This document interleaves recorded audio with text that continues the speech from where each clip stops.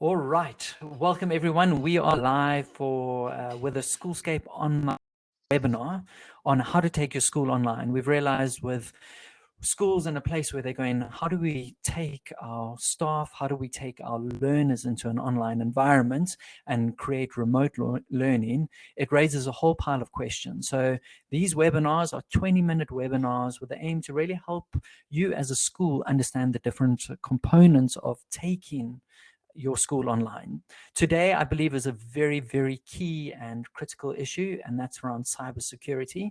So on the line with me is Ashley Lawrence from SonicWall. SonicWall comes with 27 years of experience fighting cyber threats. So when it comes to experts, they've been doing it long enough, and they've been protecting enough schools in the country and around the world to know it. So welcome, everyone. Before I jump over to Ashley, we have a chat functionality on the right. We also have questions. So if you have questions, please pop them under the questions tab. And what we'll do is at the end, we'll talk for 20 minutes. Then at the end, we'll address your specific questions. And then today, we have also got some polls set up. So I'm going to throw the first poll out there. Do you believe it's the school's responsibility to keep learners safe from cyber threats while learning from home? So that is going to be going live now, if you would like to select that. But then, Ashley, welcome to the show. Hi, thanks, Peter. Brilliant. So, Ashley, let's just dive straight into this. I think the biggest question for a lot of schools out there is, what are the threats that the learners are facing from a kind of cyber threat point of view? Remote, so we're talking about students from home. Yes, so we're talking remote learning, we're talking learners. What are the threats that they are facing? Well, as always, unfortunately, the children face exactly the same threats as everyone else. So the threats from home would be against ransomware, malware, content, the usual kind of threats that they would get on their devices. The difference being, if we look at, we spoke around devices being connected. So my daughter is 14 years old. She's at high school. She's in grade 8. She has a Android tablet, which she has to use Teams and a few platforms for school.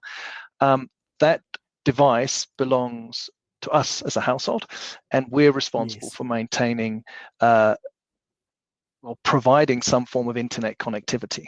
And that is the crux of the issue potentially, is how secure is that internet line. Obviously, when she's on campus, she's behind the school's firewall in theory and will be protected. But at home, unless you're in my house, which has a firewall, as you could imagine, but in a normal house, they may have a fiber connection, which is just connected to some provider, or they may be using a cell phone as a hotspot, or have one of these little LTE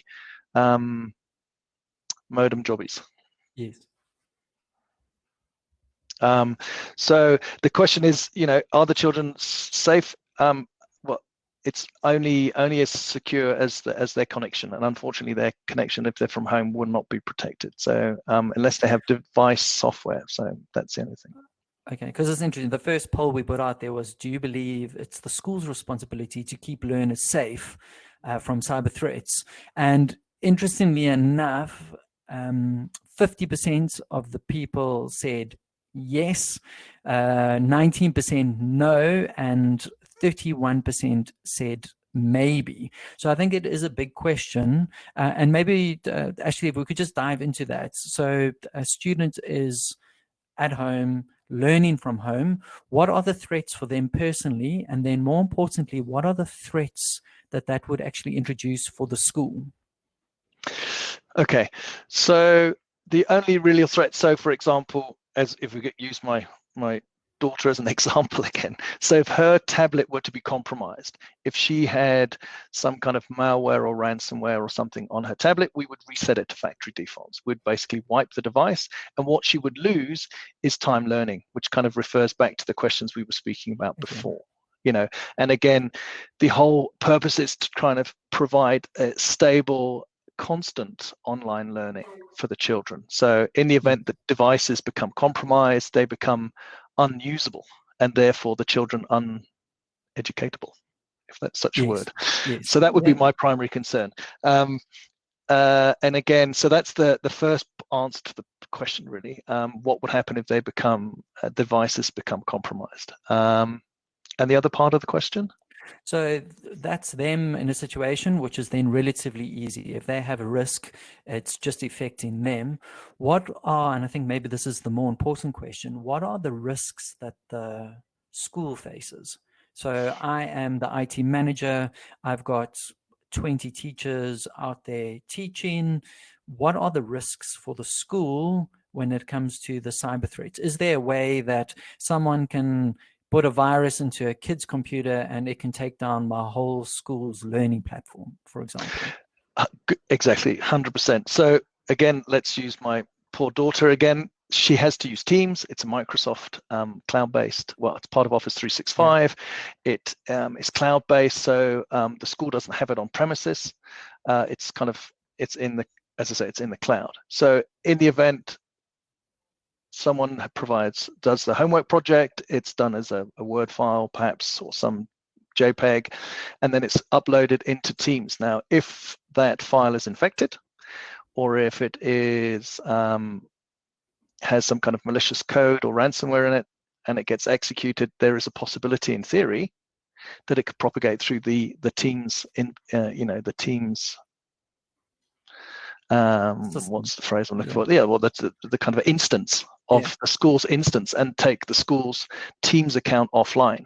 Now, would that affect a class? Would it affect a grade? Would it affect the whole school? And is the school prepared to be without, if Teams is the chosen platform, is the school prepared to, are they prepared to deal with this? And what is their remediation against that? How are they going to protect it? How are they looking to roll back? And what can they kind of do to prevent that? Those are the kind of the questions around that. Okay, so because of we've spoken about two risks. Risk one is a learner going down from a device point of view. The second risk then is actually the risk of the whole school going down. So that would be either a ransomware to any school-linked device. It could be just literally a virus crashing everything, or it could be one of those little kids who's just got learners who has a little bit too much spare time and wants to see what he or she can do to crash the whole system. Are there any other threats that we're missing? If we look at kind of cyber threats within home learning, are we missing anything else? Again, the cyber threats are going to be based again, if we're talking about the school systems, I mean, we're talking from obviously from the school institutions, the institution's point of view.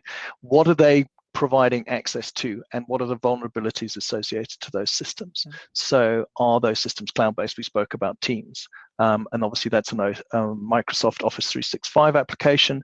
You also have schools that run G Suite and use the Google Docs, etc. Again, what is the level of protection around that? And again, we may have other systems that the school is providing access to, their own systems that are held on campus. I mean, we still may have instances of mail. So again, probably not a learner-specific risk, as in, I'm not sure that all learners would be given a school email address. I mean, unless even in high schools and stuff, that's not really prevalent. But how is that email being protected?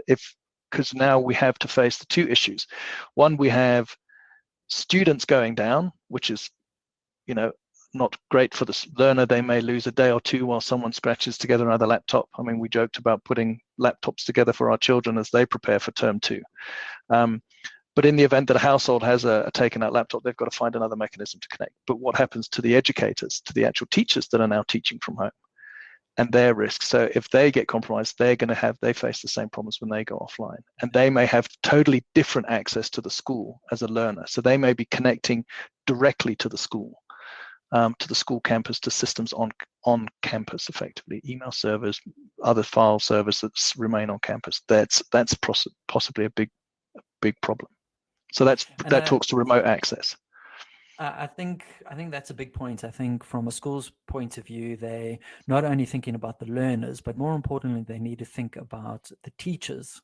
It's one thing having the students, the learners at home, but it's a very different thing having a teacher that is at home and his or her machine goes down. That puts that whole class out for the day.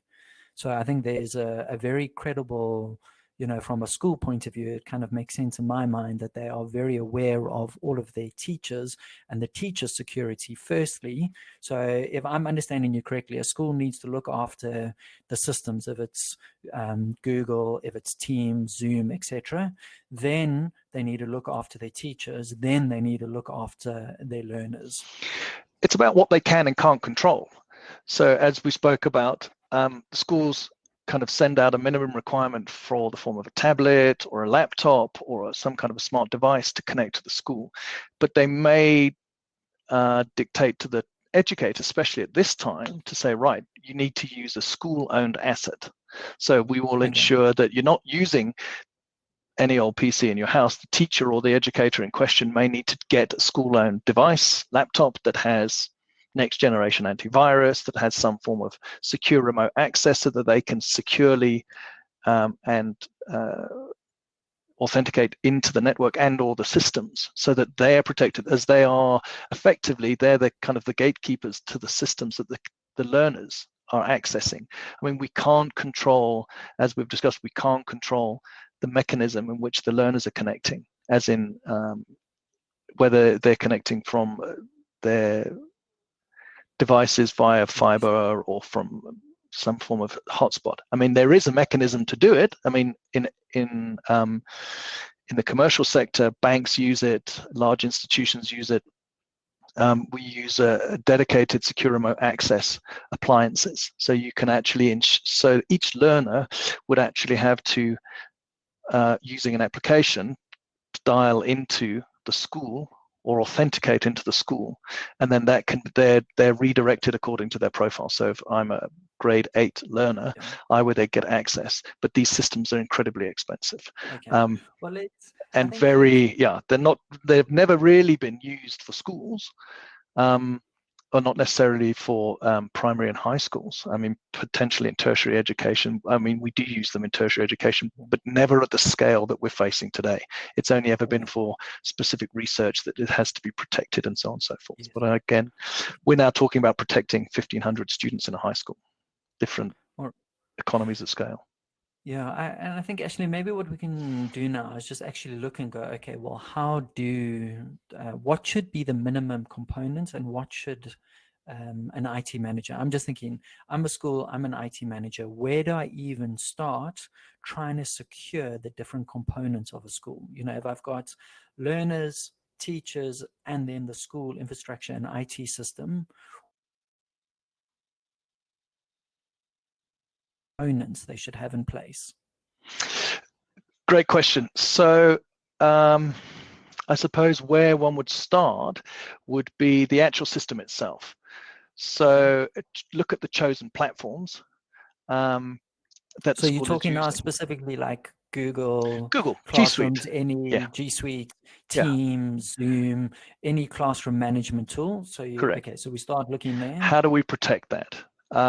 And again, SonicWall has an offering in that space around cloud application security. And also you need a system that's easy to manage, easy to install, and that doesn't require any end user kind of intervention. So for example, we have cloud application security for G Suite and Office 365. That's simply from an IT administration point of view. The school's IT manager can literally activate this application or this application to protect his G Suite. It's kind of sits in front of it, but the actual user, my login credentials, none of that changes from an end user point of view, but I'm instantly protected. And that has all the zero-day protection and all the good network security that we need. And that protects the application. Again, we haven't... So first point is protect your whatever chosen system platform, your chosen system, and if someone is googling a term to look for the relevant software for that, what would that be called? That kind of protection. Well, it's cloud application security. So we need to protect your applications in the cloud. So that would be something that you would look for. And again, I mean, you've got public cloud and private cloud. So we're talking totally public cloud. We don't know exactly where that's hosted. I mean, it's not like I've got a server at IS's data center down the road. I know exactly where my private cloud is because I've got a server in a data center, or I've got servers on campus. But these cloud-based services are literally that. They're out somewhere in the ether that needs to be protected. So cloud application security needs to be done. Okay. Then again, we've kind of said, unless we win the lotto and the bursar kind of suddenly comes up with an exceedingly large amount of money to go for secure remote access appliances, we'd need to look at protecting. It's about economies of scale and protecting the teachers. So we can protect the teacher devices by actually using school-owned assets. So if they're using laptops, put some next generation antivirus on that laptop. Control the way that laptop connects to the school. And again, making sure that they've got the correct VPN access into the school. So those would be the... So we, from a teacher point of view, we're saying ensure that every single teacher's device has next-gen antivirus software on it, and then their connection between them and the school needs to be protected, because that's relatively a lot. And encrypted. Okay, so that's relatively easy for an IT manager. Say they've got 30, 40, 50 people tapping in, it's easier to manage those. So we've got the school protecting their system from a kind of a cloud level, and then also just the teachers accessing it. 100%. I suppose then the $1 million question, where a lot more of the risk will arrive, is the 650 or more learners now that are connecting to the system. How do they get protected? And it's interesting, we've got some questions coming in or some comments saying, shouldn't our parents already be cyber safe? How much can the school do other than ask them to read? Next question was also, should we be liable for students working from home? I think the most we can provide guidelines to students by giving them instructions on how to, for instance, install an antivirus program and make sure their computers are up to date. So these are kind of the comments coming through. Ashley, what do we do with learners? The weakest link is often the user. Unfortunately, it's about educating the user. So in the event that you cannot control their devices, you can certainly control their behavior. And obviously, I mean, we're talking about education. We talk about it in our industry, about educating learners within organizations, within businesses, etc. But in schools, it's kind of second nature to be an educator.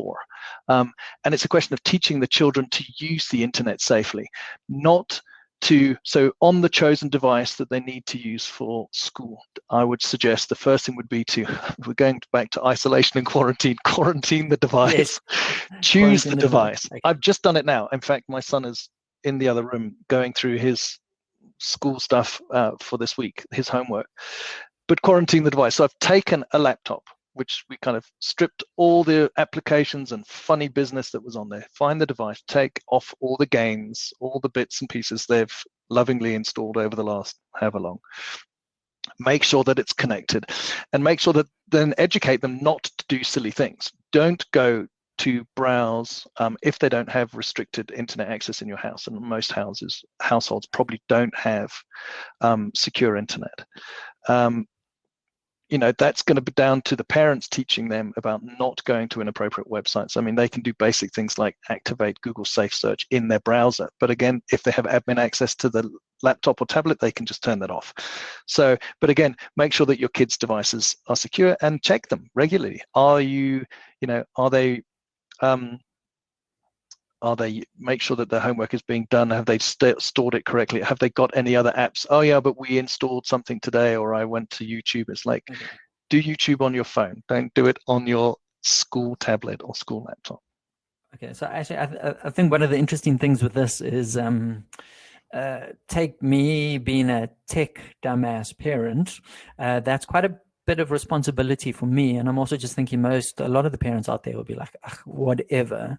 So I think this and one of the questions we actually have here, Owen said, the user is the weakest link, as you say.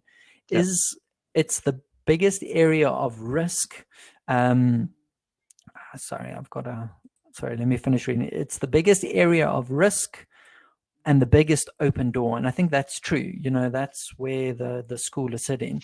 So you can advise a parent and you can advise a learner.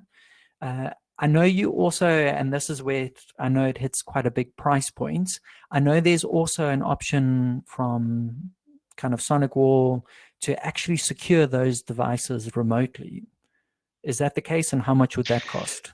Yeah, so it's not about necessarily securing the devices, because again, but what we would provide is secure remote access. So a lot of vendors provide these kind of VPN appliances that are granular access control devices. So for example, we use them internally, we use Office 365, and we use Salesforce and some finance accounting. So I log in with a single sign-on to this device. I log in using the school given in the school instance, school scenario, it would be the school given username and password. And as a grade 8 pupil, I would only get access to grade 8.3, which is the class. And I would gain access to that system only, and all the files that are shared. So it is similar from an access point of view to your Teams. The difference being is you're accessing your Teams through this appliance. So that appliance is preventing all the bad. So it's preventing your ransomware, your malware, your hacks and cracks. That's that level of security. I mean, these are used by Barclays Bank worldwide. Dell had 170,000 users using them. Again, the price point on those, they come in 3 flavors. We spoke about the price point. So you can do the remote access is how do your teachers connect? So we said they've got a VPN back into the school securely. So how does that laptop connect to the school? So there's SSL VPN into the school, to the gateway. Then we have a mid-tier system. We did pricing for about 100 students, I think, was the I think the first one was 100 students, and that was around 50 or 60K. And then we did the enterprise class one, which does the fully granular access virtual desktops, does a whole bunch of James Bond stuff. But that bad boy was weighing in at 600,000 or 700,000. But again, it's used by governments, it's used by military, it's used by the Italian Navy. So if a school is out there and they have learners with devices and they want to secure those devices, you're looking at that granular level, you are looking at over $500,000. If you are then just trying to protect the gateway through, you're then looking 50,000-60,000 rand to secure the school. Yeah, you can do that, but again, it's about scaling and how many people do you want to connect. So the key is always about mitigating as much of the risk as possible on the limited budgets that we have. So it would always be about protecting the educators. I mean, it's a shame to lose a learner because they have posted inappropriate content. For example, in the Teams chat group, you may get children uploading inappropriate content, but then the school or the person the teacher or educator in that instance would be managing that group would say, well, little Billy, that was inappropriate. I'm sorry, you've been kicked out. You have to apply, I should imagine the school would apply similar rules as they would on campus, as they would remotely. And it's a question of how do you kind of migrate that risk or the rule set from, inappropriate content in the school to now inappropriate content remotely. So that is about education again. So the learners have to be told, you can't post this in Teams, basically, or in Google Docs or whatever, or share this content. Actually, what I'd like to do now is just open up. We've got a couple of questions coming through. Just a reminder to everyone who's listening in, on the right of your screen is a chat and a questions tab. Please click on the questions tab and you can post any questions that I'll ask Ashley to answer now, just for the last 5 minutes. Ashley, first question, Raymond said, if VPN is the securest access, how will learners then connect for training access? They cannot all be given VPN access ? Correct. That's exactly where the cost factor comes in, because first of all, you need to have a form of VPN that is end user device agnostic, as in it would run on an iPhone or in this instance an old Dell laptop from 7 years ago and so on. You need some VPN that's it's session based rather than device based. So it's based on the number of concurrent students connecting, and that's where it becomes expensive, when you have concurrent user licenses. Again, we're seeing quite a lot of that uptake now during this kind of lockdown. But again, the only way to do it is to protect the actual application they're getting to. The better economy of scale is to protect the application if you can't protect the user. So educate the user, protect the Okay. system. Okay. Or pay. So Nick, or pay, the more expensive option.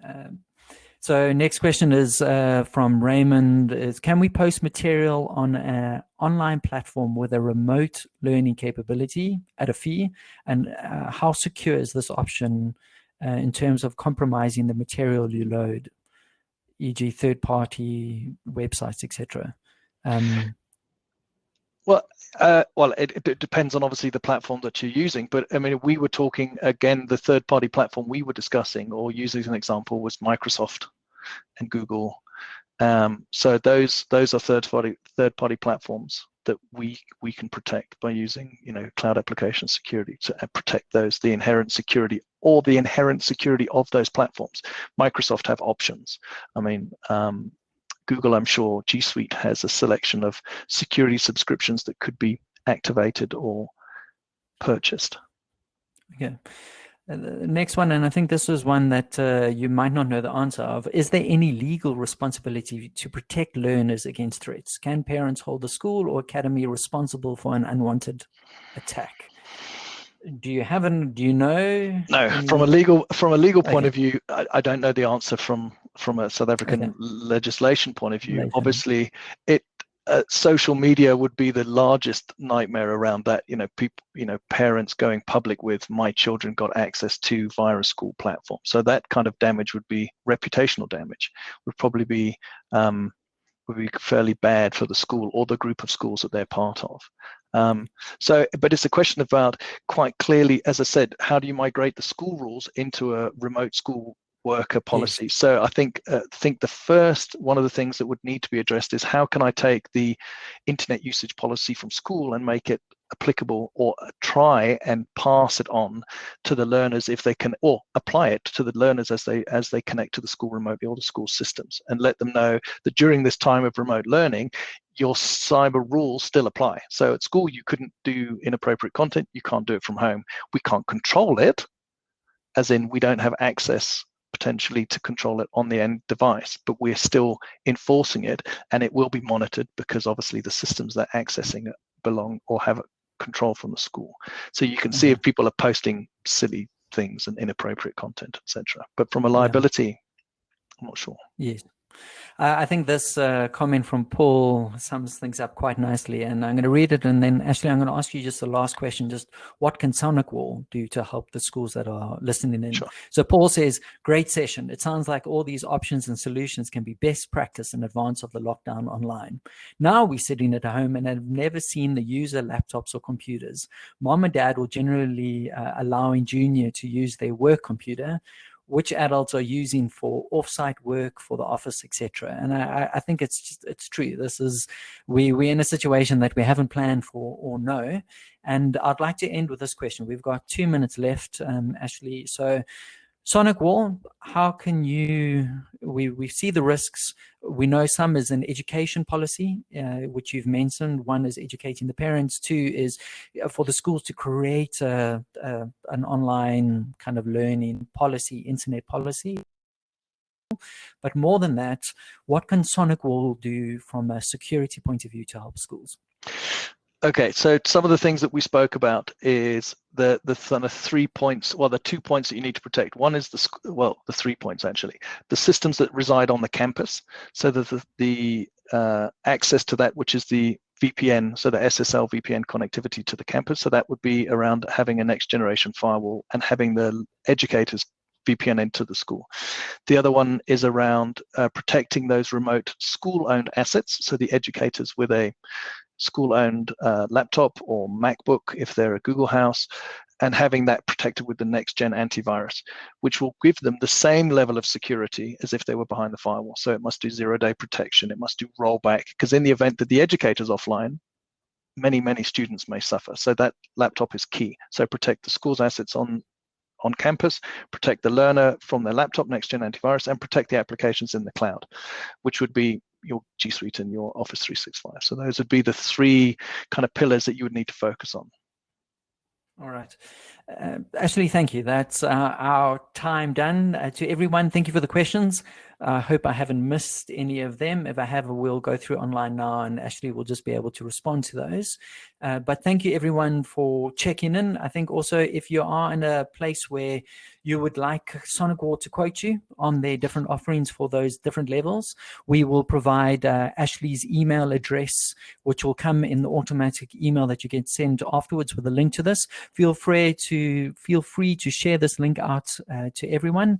If you haven't yet filled in the polls, please drop those. And then lastly, we will be doing our next webinar is going to be with Apple School Manager, so looking at Apple hardware and software. But Ashley, thank you so much for your time. I think there's a massive need out there for schools just to understand what to do. So we appreciate you, and I'm sure they'll be in connect with you to chat through security. Peter, just a quick one. Literally, yes, on the back please. of your successful event of a week or so ago, we've been spending time now exactly like this with WebExes to schools. And this is a perfect time, as some of the questions have come up about how do we prepare. So we're available, myself, my team, my extended team, around the world, around EMEA, around the Middle East and Turkey and Africa territories, to sit with you guys and help you plan. So we're here to consult.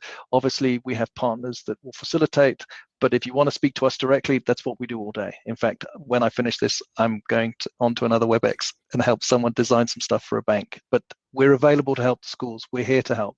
So please reach out, and we will help as best we can and put you into contact with the right partners to help. All right, brilliant. Actually, what we're going to do then is we will share your contact details in the email that everyone will get now. And then thank you, everyone. Have a great day further. Thank Cheers, you. Ashley. Thank you. Thanks, Peter.